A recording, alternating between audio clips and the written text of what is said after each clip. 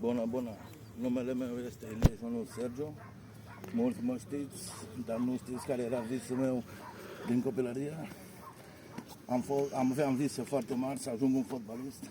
Eram cu o potență foarte mare de a fi cineva, un fotbalist foarte bun. Am primit oferte de la echipele de la București, dar din păcate o simplă curiozitate, o simplă decizie în viață, anturajul tot m-a dus într-o lume care mi-a distrus viitorul de a fi fotbalist, de a ajunge cineva în viață. Din cauza consumului de droguri mi-a ruinat toate visele, am renunțat la ce iubesc cel mai mult, fotbalul.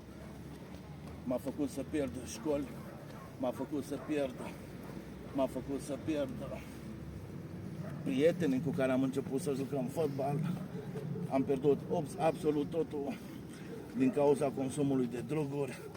Îndemn copiii să facă un sport, să iubească sportul, să găsească ce sport îi reprezintă.